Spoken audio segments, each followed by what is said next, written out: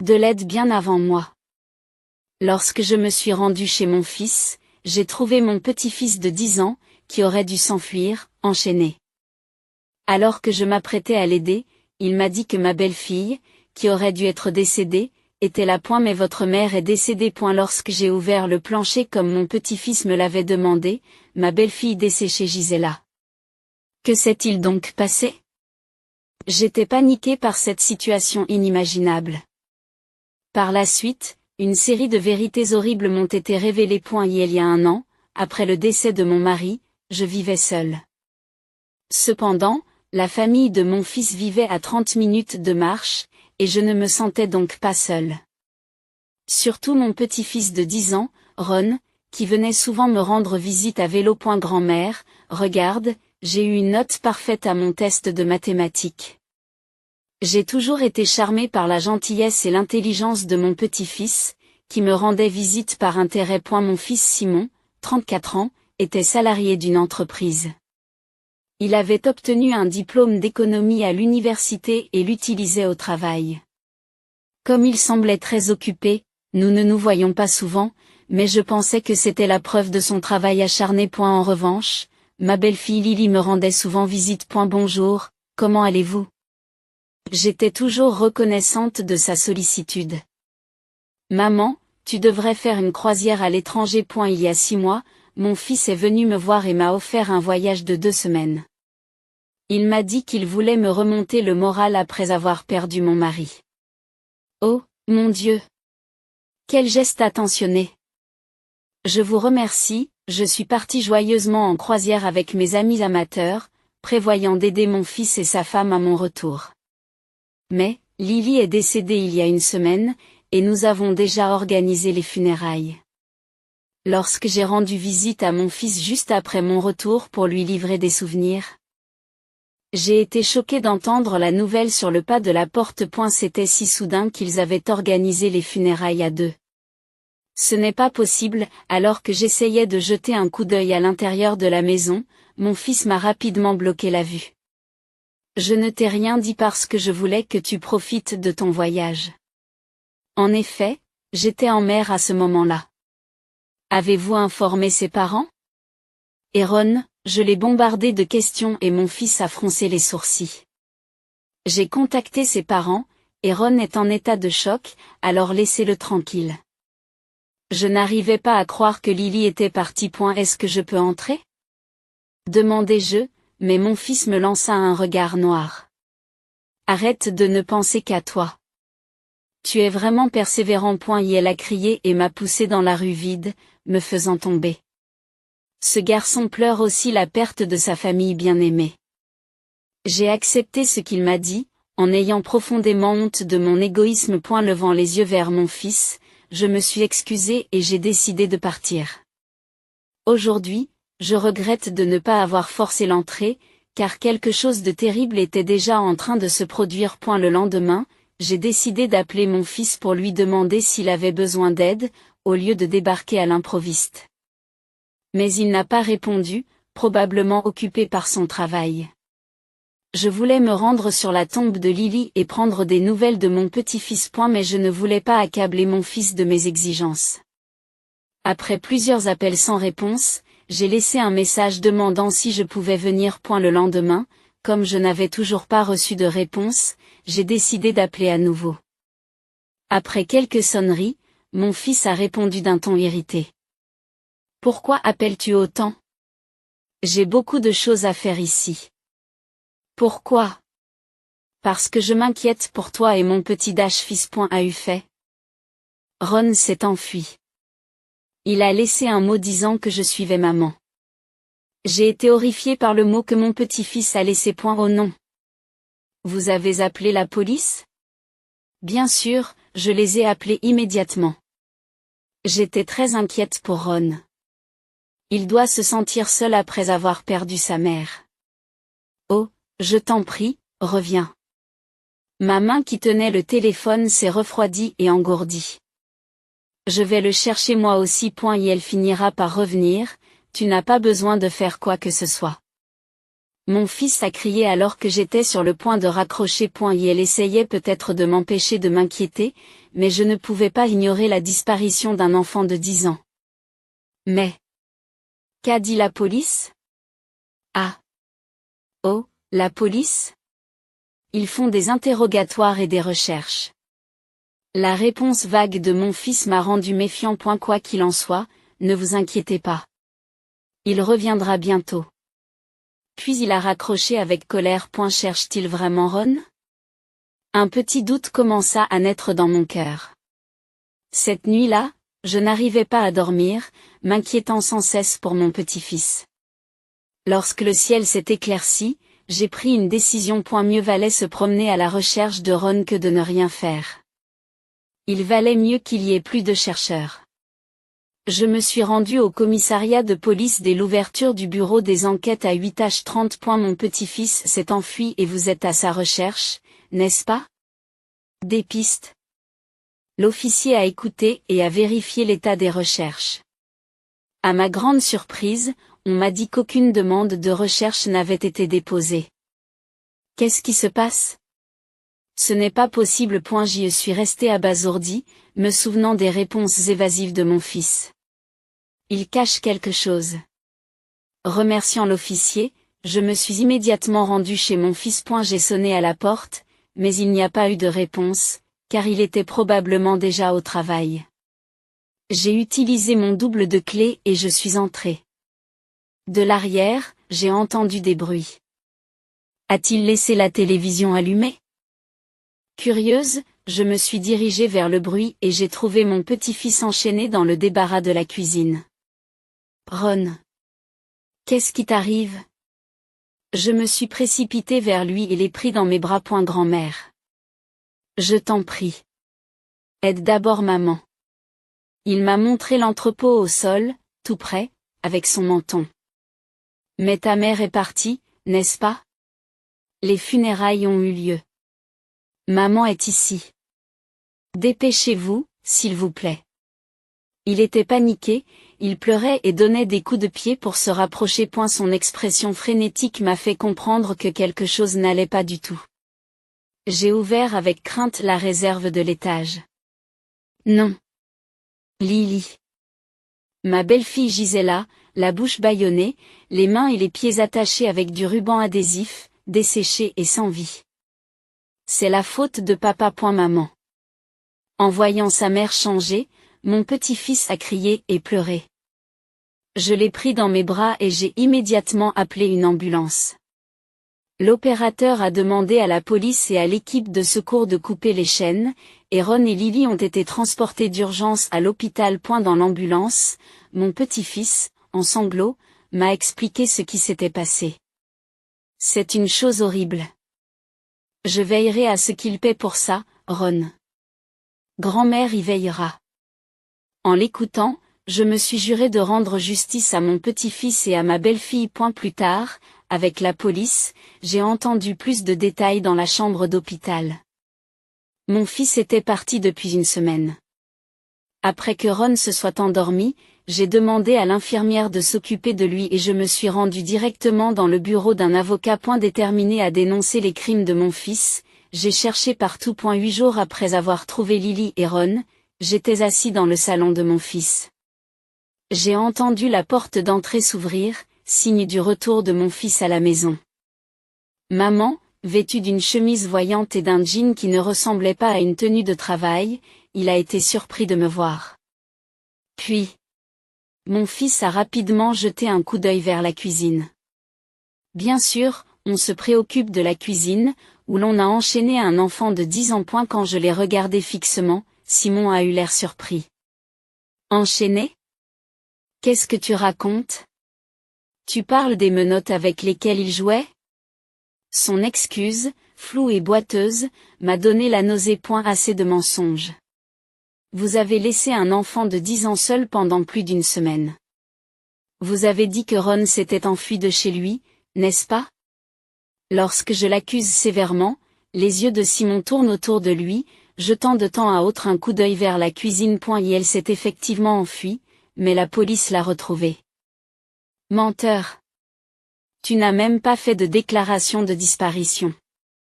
Je l'ai confirmé moi-même. Je me suis levé d'un coup de la chaise et j'ai crié, ce qui a fait grimacer mon fils et l'a rendu silencieux. Mais Lily est partie, et je dois travailler pour le bien de l'enfant qui reste.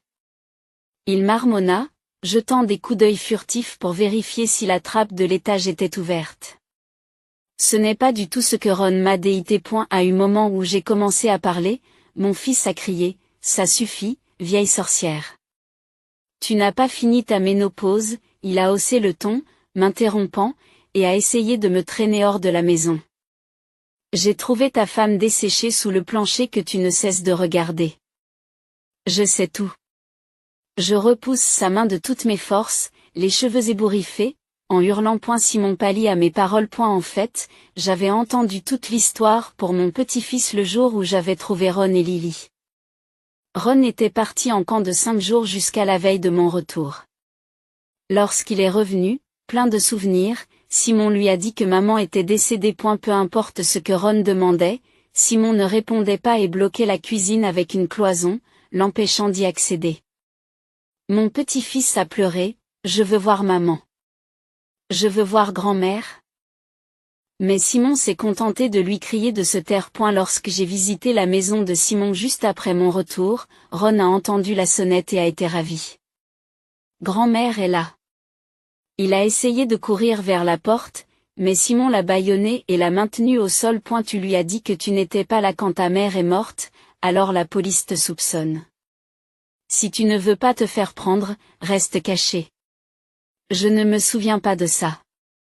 Ron a dû être terrifié. Choqué par les paroles de son père, mon petit-fils s'est caché dans sa chambre en retenant son souffle.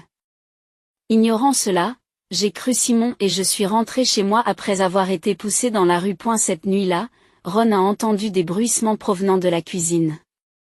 Curieux, il s'est faufilé par un interstice de la cloison et a trouvé sa mère ligotée et bâillonnée dans la réserve au sol. Sous le choc, il a crié maman, ce qui a attiré l'attention de Simon. Simon a enchaîné Ron et l'a poussé dans la réserve. Ron entendit Simon marmonner, « Je pensais qu'elle serait morte au bout de 3 jours. » Il s'avère alors que Lily est restée 5 jours sans boire ni manger, se momifiant dans l'entrepôt au sol. C'est une histoire qu'il a inventée. Simon a prétendu que Ron mentait parce qu'il était dans sa phase de rébellion. Alors pourquoi s'est-elle momifiée? En fait, Lily a eu une forte fièvre et est morte subitement.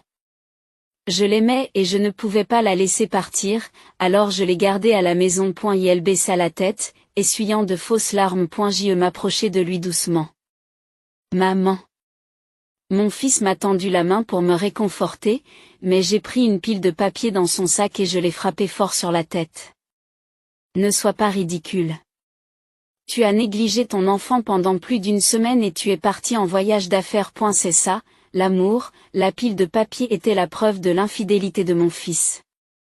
Son ordinateur était rempli de courriels et de photos avec sa maîtresse. Et les cadeaux et les dîners luxueux étaient tous documentés dans les photos. Où les avez-vous eus?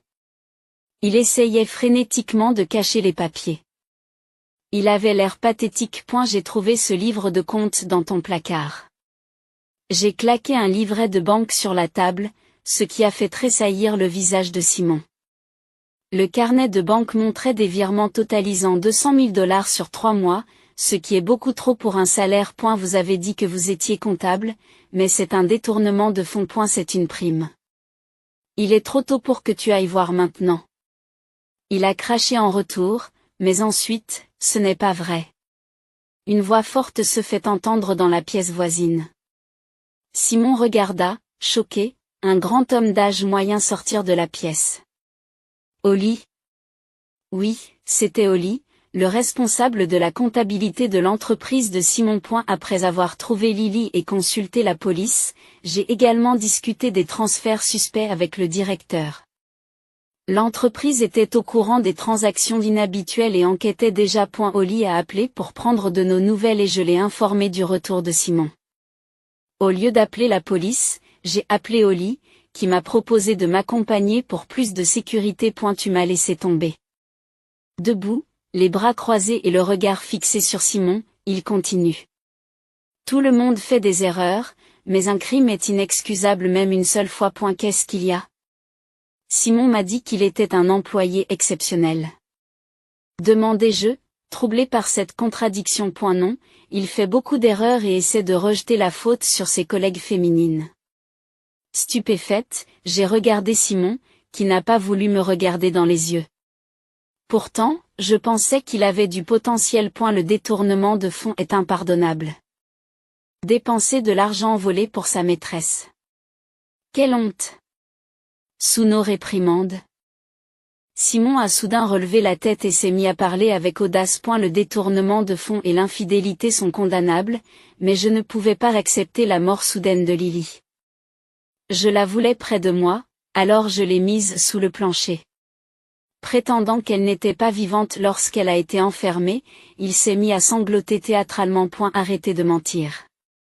Lily est vivante. Lorsque j'ai révélé que Lily avait survécu, les yeux de mon fils se sont écarquillés d'horreur. Ces fausses larmes étaient évidentes. Ce jour-là, grâce au médecin, Lily a été sauvée, bien que clouée au lit, elle a fait des dépositions à la police en faisant des rondes. Elle a découvert le livret de banque de Simon et a été attaquée lorsqu'elle a essayé de contacter la société. Le fait de me souvenir de ces tremblements lors de sa déposition a ravivé ma colère. Notre entreprise accorde une importance primordiale à la confiance de ses clients. Nous ne pouvons pas tolérer cela. Vous êtes renvoyé. La voix grave et puissante du directeur a fait monter les larmes aux yeux de Simon. Ce que vous avez fait est impardonnable. Vous êtes coupé du monde. Vous ne reverrez ni votre femme ni votre enfant. Ma déclaration a visiblement ébranlé Simon. Quoi? Viré et coupé du monde? Comment suis-je censé vivre? Aide-moi, maman. Va encore pleurer dans la salle de bain. J'ai repoussé mon fils qui s'accrochait à moi en pleurant. À ce moment-là, j'ai entendu les sirènes de la police, signalant l'arrivée des agents appelés avant la comparution d'Oli. Vais-je vraiment me faire arrêter? Je voulais juste impressionner une femme plus jeune. Simon a crié, mais je l'ai remis à la police en le repoussant. Après cela, mon fils a été arrêté. L'avocat prévoit que, pour avoir détourné des fonds de la société, il risque de passer une dizaine d'années en prison. Lily a divorcé immédiatement et a exigé $200 000 de pension alimentaire. J'espère qu'il passera sa vie dans la pauvreté et la solitude. Plus sombre que l'espace sous le plancher. D'un autre côté, Lily s'est complètement rétablie et Ron se porte bien lui aussi. Me sentant responsable des actes de mon fils, j'ai proposé de subvenir à leurs besoins, mais Lily a fermement refusé, disant qu'elle travaillerait. A eu lieu de cela, elle m'a demandé de l'aider à s'occuper de Ron, ce qui me semble être une récompense, car je peux passer du temps avec mon adorable petit-fils à un âge si facile à gérer. Lily a commencé à travailler comme agent d'assurance et, étonnamment, est devenue la meilleure vendeuse du pays. Je continuerai à veiller sur eux de tout mon cœur. Comment avez-vous trouvé cette histoire? N'oubliez pas de vous abonner à la chaîne. Rendez-vous dans la prochaine vidéo. Et si tu n'étais pas la fille du PDG, je ne sortirais pas avec toi. Tu es une fille tellement ordinaire. Il a dit ça et m'a aspergé de bière sur la tête. Que ce soit à cause de l'alcool ou non, il n'a pas pu arrêter ses propos injurieux. Je n'arrivais pas à croire à la situation et je restais silencieuse même si je me faisais insulter. Je m'excuse pour l'attente. À la voix de derrière, l'expression de mon petit ami a changé. Sans me retourner, je suis montée dans la voiture comme on me l'avait demandé. Je m'appelle Stella. En tant que fille du PDG d'une entreprise, j'ai été traitée avec soin depuis mon enfance. Et j'en avais assez que les adultes changent de comportement lorsqu'ils voyaient mon père derrière moi. D'abord discrète et préférant être seule, j'ai commencé à me fondre dans le décor en grandissant. Je me réprimais pour ne pas me faire remarquer. Même les amis que je m'étais fait grâce à mes efforts ont pris leur distance lorsqu'ils ont appris le travail de mon père. Je n'aimais pas la profession de mon père, mais lorsque je suis entrée à l'université et que j'ai étudié le commerce, mon point de vue a changé. Grâce aux cours magistraux. J'ai commencé à comprendre qu'il était difficile d'obtenir des performances stables sur le long terme, comme mon père.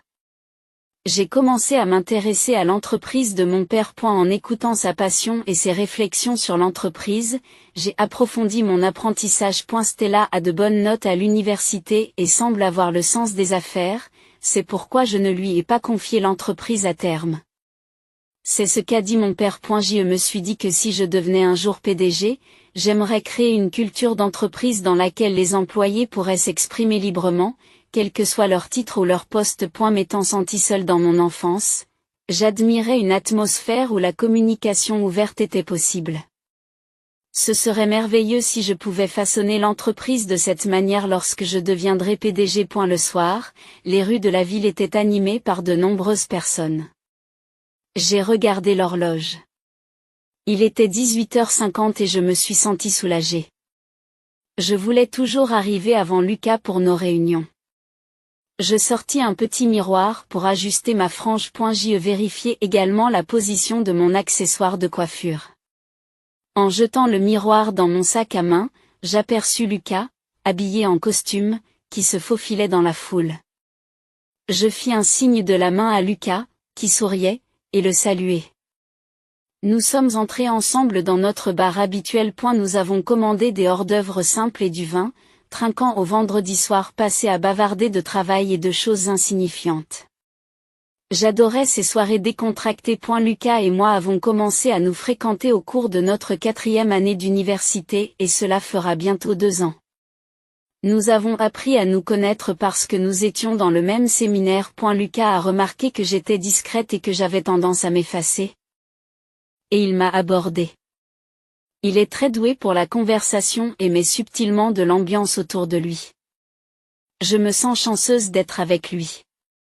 Lucas a dit, après avoir descendu son vin, il a l'air bien éméché. Le fait d'être affecté au service de planification signifie qu'on attend beaucoup de toi. Lucas, tu es incroyable. Lucas demanda, si tu es transféré au siège social, nous pourrons déjeuner ensemble. Après avoir obtenu mon diplôme universitaire, j'ai demandé à mon père, qui est le PDG de l'entreprise, de me laisser travailler à l'usine. J'avais très envie de comprendre ce domaine. J'aimerais bien déjeuner avec Lucas, mais le travail à l'usine me plaît et me convient. Lucas a répondu, vraiment ? Ça ne conviendrait pas mieux à Stella de travailler au siège en étant bien habillée plutôt qu'en bleu de travail ? Il me regarde, jaugeant ma réaction. Pas du tout. La salopette, c'est confortable.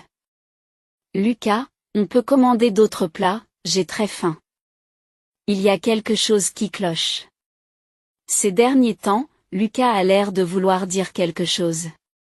Il a peut-être découvert que je suis la fille du PDG. Je ne peux pas le révéler à Lucas. Il ne doit jamais le savoir. Bercé par le train peu peuplé, je regarde par la fenêtre. Apprécier la vue à travers la vitre était mon rituel quotidien. C'est un lundi ensoleillé.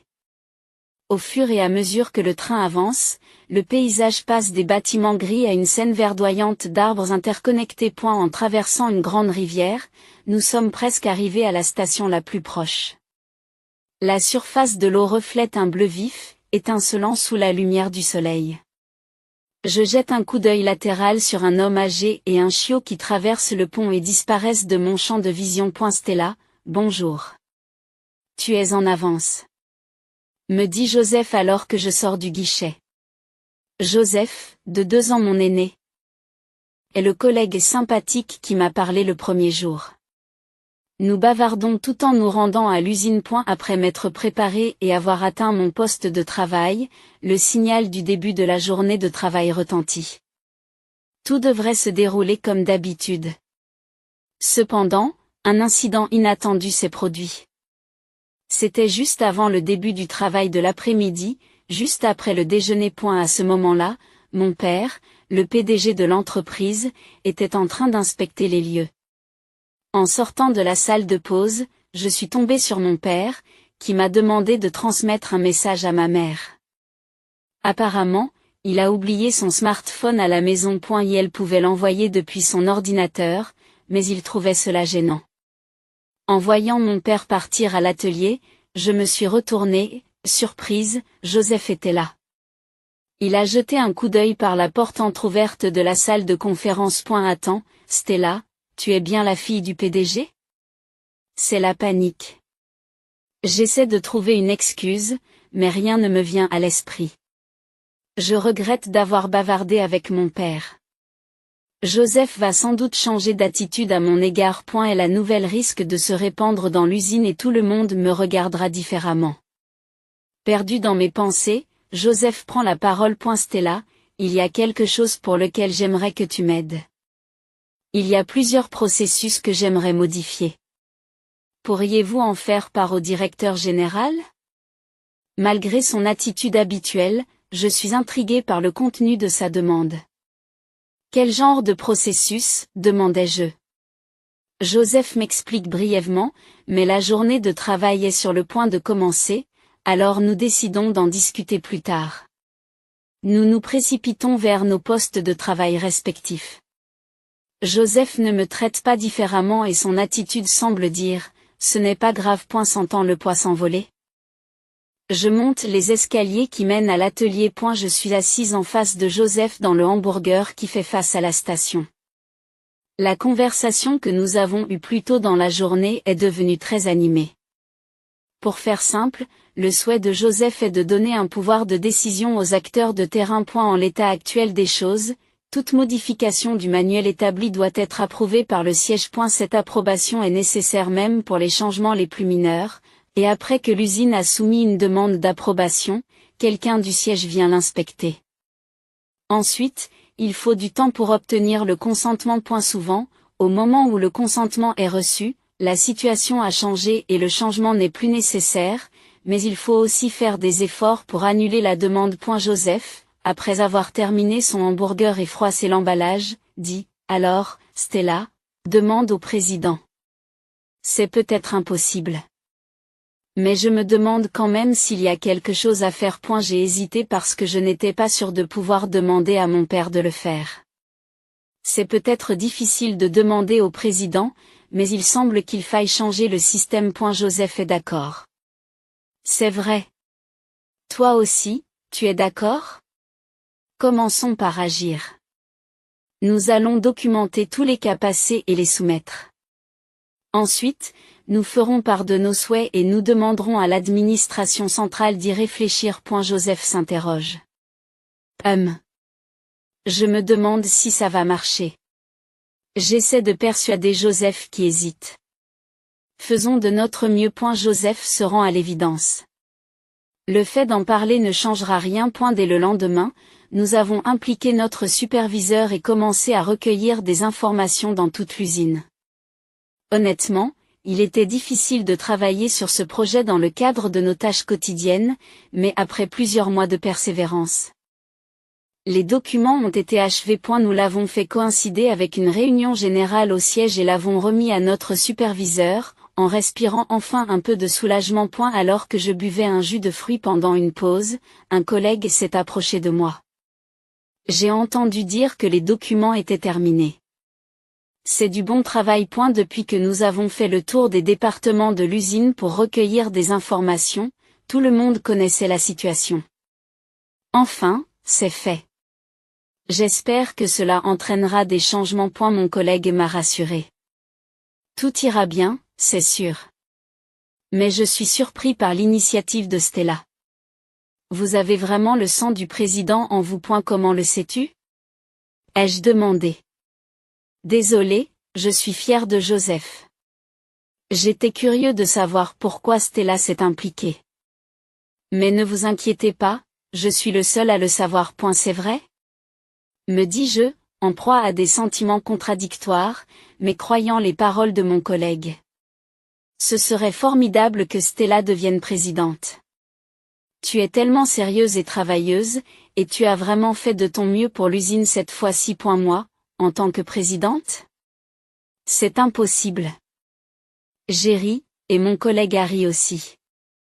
Cette personne, qui riait avec des rides au coin des yeux, est un vétéran qui travaille à l'usine depuis plus de 20 ans. Comme Joseph, ils ont continué à me traiter avec la même attitude inchangée. C'était une attitude calme et lumineuse. Les mois ont passé, et lorsque notre superviseur est revenu de la réunion générale au siège, il a élevé la voix et a convoqué tout le monde. Qu'est-ce qui se passe? Les employés se sont rassemblés, s'interrogeant. Le superviseur a annoncé qu'il y avait eu un changement partiel de l'autorité sur le site. En entendant ces mots, les employés ont commencé à murmurer. J'ai instinctivement cherché Joseph. Elle était en marge du groupe. A remarqué mon regard et m'a fait un petit signe de la main en guise de réponse. Tous nos espoirs ne s'étaient pas réalisés, mais il semblait que près de la moitié d'entre eux avaient été approuvés. Ce jour-là, tout le monde m'a parlé à tour de rôle et je me suis sentie très heureuse. Depuis, remplie d'un sentiment d'accomplissement et d'une motivation encore plus grande, je vis des journées épanouissantes. Un jour, mon père m'a appelé au siège. Me demandant pourquoi il m'appelait à l'improviste, j'ai quitté mon travail de l'après-midi pour me rendre au siège. Lorsque je suis entrée dans le bureau du président, mon père m'a d'abord félicité pour mes récentes réalisations. Je n'en avais pas parlé à mon père, mais il semblait s'être penché sur la situation. Apparemment, les chiffres de l'entreprise s'étaient considérablement améliorés grâce à cela. Après avoir ri de bon cœur, mon père m'a dit d'un air sérieux. Stella, tu as le sens et la vitalité nécessaires pour diriger une entreprise. Si tu commençais à assumer plus sérieusement les fonctions de présidente? En entendant les paroles de mon père, je me suis dit que je voulais essayer. Un lieu de travail où les opinions des employés sont entendues et améliorées, et où les employés avec lesquels il est devenu plus facile de travailler sont animés. Si je devenais président, je pourrais faire bouger les choses à plus grande échelle. Je pourrais créer un environnement de travail encore plus confortable. Bien sûr, la responsabilité serait plus lourde.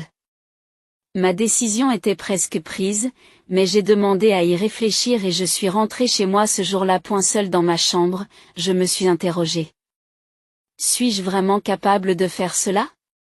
Suis-je capable d'assumer cette responsabilité? J'ai eu du mal à m'endormir ce soir-là. Le lendemain matin, malgré le manque de sommeil, j'ai rendu visite à mon père au siège avec l'esprit clair. Pour ce qui est de la conversation d'hier, laissez-moi la faire. J'ai hâte de travailler avec vous. Ai-je demandé avec insistance. Mon père m'a répondu, c'est très bien. Merci, et il a commencé à discuter de l'emploi du temps futur. Stella, tu vas devenir PDG? Joseph, s'il te plaît, n'élève pas trop la voix. Dans la salle de pause pendant le déjeuner, il n'y avait que Joseph et moi. Le moment m'a semblé opportun, alors j'ai annoncé ma prochaine promotion au poste de PDG. Désolé. Mais sérieusement, devenir PDG? Tout le monde sera surpris. C'est vrai. Je pense que je serai bientôt transféré au siège social, et je me demande comment l'expliquer à tout le monde. Pourquoi ne pas leur dire la vérité? Parler du fait d'être la fille du PDG est un peu effrayant. J'ai trouvé le courage de parler de mes expériences passées, de la perte d'amis proches, de mon sentiment d'éloignement des autres et de mon enfance réservée.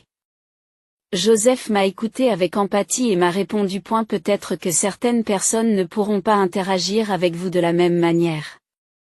C'est difficile à prévoir. Mais tout le monde sait que tu as travaillé dur cette fois-ci. Je pense qu'ils te font confiance, Stella. Puis, certaines personnes ne changeront peut-être pas d'attitude après tout. Je me demandais si c'était vrai. Les paroles de Joseph me réconfortaient un peu, mais mes lourds souvenirs me pesaient encore. Finalement, j'ai donné une réponse ambiguë. Après le travail, j'ai consulté mon téléphone et j'ai trouvé un message de Lucas. Il ne s'était pas vu depuis longtemps. Alors que je m'occupais de la paperasse pour le siège, Lucas était entré dans une période chargée. Je devais penser non seulement à mes collègues de l'usine, mais aussi à Lucas. Alors que le train s'ébranlait, j'ai soupiré. Pouvais-je vraiment exprimer la vérité moi-même? Que se passerait-il si je le faisais? La date de mon transfert au siège est confirmée. Dans quelques semaines, je quitterai l'usine. Ne sachant comment l'annoncer à tout le monde, je me suis rendu impulsivement dans la salle des documents. Poussiéreuse et remplie de dossiers divers, j'ai ouvert une boîte en carton près de l'entrée et en ai sorti une épaisse liasse attachée par une ficelle noire. Il s'agissait de mon journal de travail depuis le début. Lorsque j'ai relu les entrées de mes premiers jours, lorsque je n'avais aucune idée et que j'ai reçu des conseils patients, lorsque des collègues chevronnés m'ont encouragé et lorsque quelqu'un m'a consolé après avoir commis une erreur, mon cœur s'est apaisé. Il ne s'agissait pas d'être accepté ou non, mais d'exprimer sa gratitude et sa sincérité. Déterminé, j'ai quitté la salle des documents. Lors de l'assemblée du lundi matin, j'ai annoncé ma mutation à mes collègues. Poussé par mon superviseur, j'ai fait un pas en avant et j'ai salué. Alors que tout le monde se demandait ce que j'allais dire, Joseph et d'autres collègues au courant de la situation observaient la scène depuis l'arrière. J'ai révélé que j'étais la fille du PDG et que j'allais reprendre l'entreprise, en exprimant ma gratitude. De manière surprenante, j'ai exprimé en douceur ce qui m'avait troublé. Bien que certains aient été manifestement choqués, Joseph m'a félicité et des voix de soutien ont suivi. L'atmosphère s'est adoucie et je me suis senti soulagé. J'ai reçu des encouragements sincères. Plus tard, tout le monde m'a invité à prendre un verre. Il s'agissait de célébrer ma promotion au poste de directeur général, et nous nous sommes donc rendus dans un bar où se trouvait un grand groupe. Le nombre de personnes présentes m'a submergé et j'ai eu envie de pleurer. Mais cela m'a aussi donné confiance en moi. J'étais vraiment accepté. Ils avaient réservé un autre endroit que d'habitude pour l'occasion, et nous sommes montés tous ensemble dans le train. Après un quart d'heure de trajet, nous sommes arrivés dans un bar réputé pour sa cuisine délicieuse. Nous avons bavardé sans but précis. Au fur et à mesure que les boissons coulaient, un sentiment de joie légère et cotonneuse nous a enveloppés. Lorsque j'ai regardé l'heure, près de 2 heures s'étaient écoulées. J'ai décidé de me rafraîchir un peu et de me rendre aux toilettes. À 20 heures, le bar était très animé et tous les sièges étaient occupés. Alors que je regardais autour de moi, intrigué par la nouveauté de l'endroit, j'ai soudain entendu une voix familière. Instinctivement, je me suis tourné vers elle. La voix semblait réprimander quelqu'un. Bien qu'ayant envie de partir immédiatement, mon corps s'est dirigé vers la table d'où venait la voix. J'avais l'impression d'être détaché de moi-même, d'éprouver une sensation étrange. Et la voix de Lucas parvint à mes oreilles. Elle avait beau le cacher, tout le monde dans notre séminaire le savait. Si elle n'avait pas été la fille du PDG, je ne l'aurais pas fréquentée. Une fille si ordinaire. À une table avec 4 personnes en costume. Il était là, Lucas. Et elle continue. Elle travaille à l'usine et je n'arrive pas à croire qu'elle soit vraiment la fille du PDG. Sa tenue terne ne m'incite pas à l'emmener dans un endroit agréable. Si elle m'invitait dans son manoir, je serais peut-être plus motivé. Ces mots m'ont fait l'effet d'un coup de poing.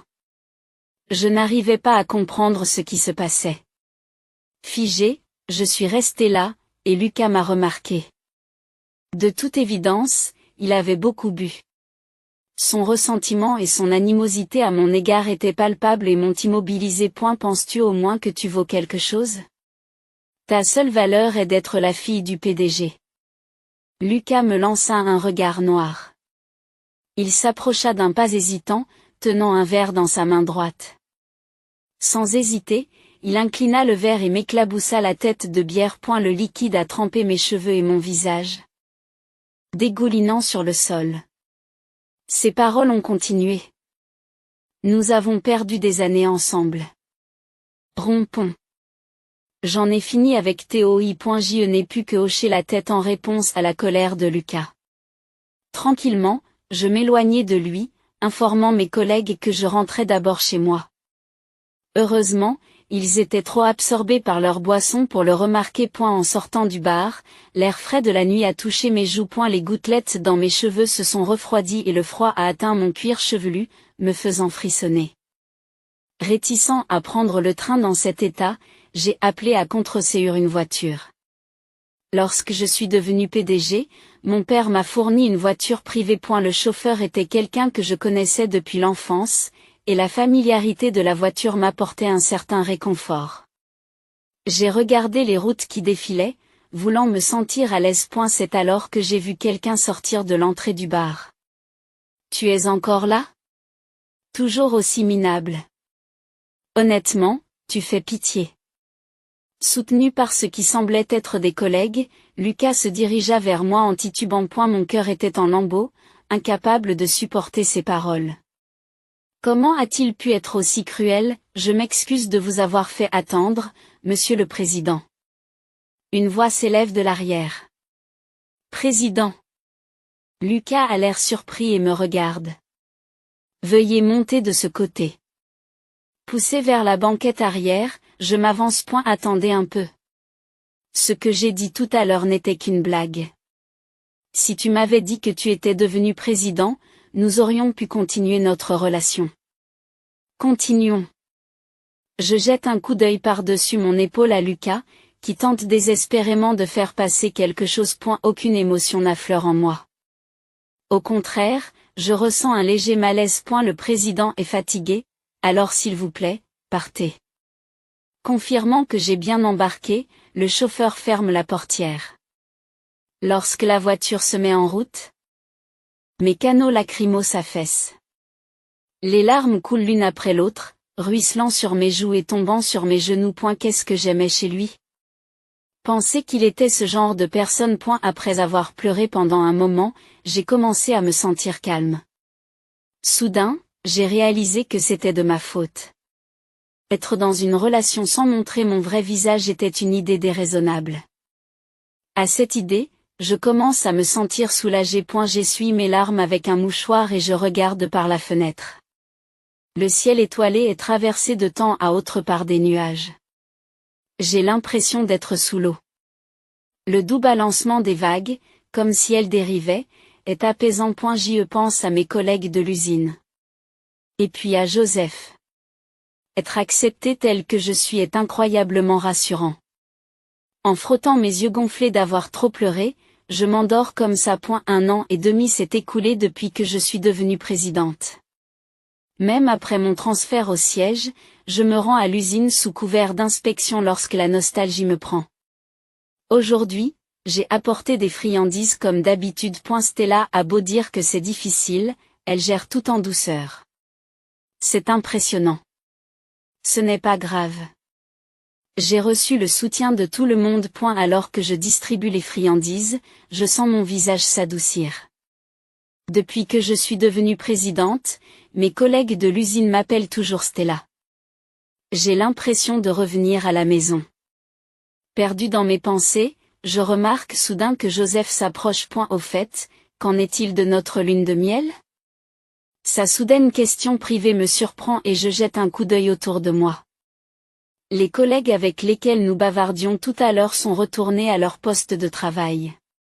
Bon, je ne l'ai pas encore annoncé, alors soyez prudents. Depuis le transfert, je me suis rapproché de mes collègues de l'usine et Joseph et moi avons commencé à sortir ensemble. Nous nous sommes fiancés le mois dernier. Ne vous inquiétez pas, je me suis assuré qu'il n'y avait personne. Je me suis assuré qu'il n'y avait personne. Où veux-tu aller? Peut-être à l'étranger, j'aimerais être au bord de la mer. Ma bouche va plus vite que mes pensées. Je ne sais pas pourquoi, mais j'ai toujours voulu aller à la plage avec Joseph. Et si c'est la plage, peut-être qu'une île serait bien. Je vais me renseigner.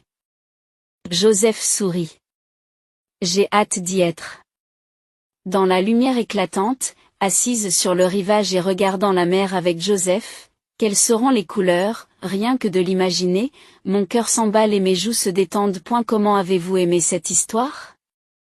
N'oubliez pas de vous abonner à la chaîne. Alors, rendez-vous dans la prochaine vidéo.